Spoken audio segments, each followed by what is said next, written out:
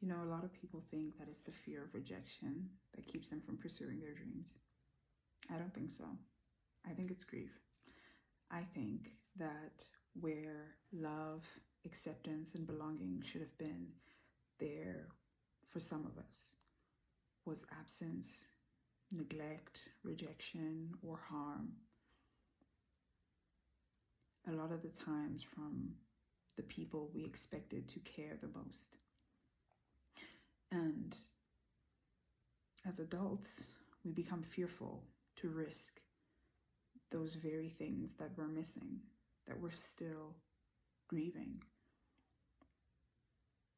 As in, if it costs connection, it feels too expensive for some of us. And pursuing your dreams, pursuing your purpose, it puts those very things at risk. But how do you create a sense of love, belonging, and acceptance within yourself as an adult? How do you create so much of it within yourself that risking it externally doesn't feel like a risk?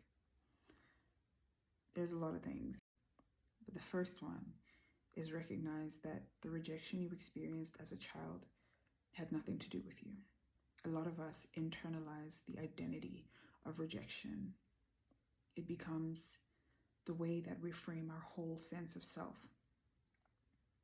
But the people, or more directly, your caregiver, your parents, their inability to affirm, love, protect, however it is that you define love, or the ways that love was missing, their inability to care for you in the ways that you needed doesn't mean that you didn't deserve care, that you weren't worthy of care.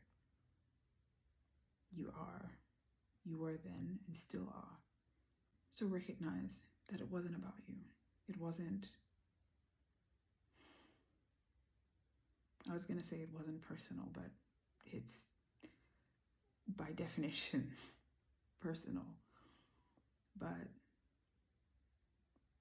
try to be objective. See it for what it is. See their personal failings for exactly that, and not a reflection of you or your value. And then you must grieve. You must grieve who you wish they could have been. You must grieve the love that you expected, that every child expects, but that some of us didn't receive.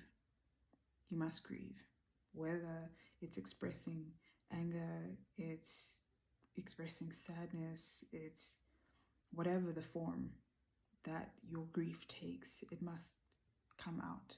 It must be allowed to take shape so it can become something else. It's taking up room where a more solid sense of identity could come about, where a more positive self-concept could come about.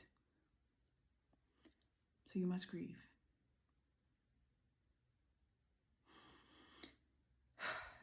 And then accept. Accept them for who they are. And accept yourself. Begin to build a loving internal environment. One built on self-compassion instead of shame.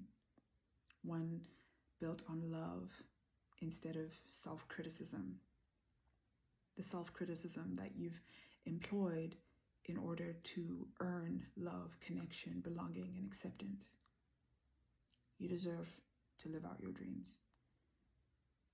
You deserve to live life on your own terms, not in an endless pursuit of connection, especially if it comes at the cost of your most authentic self or your most fully expressed self.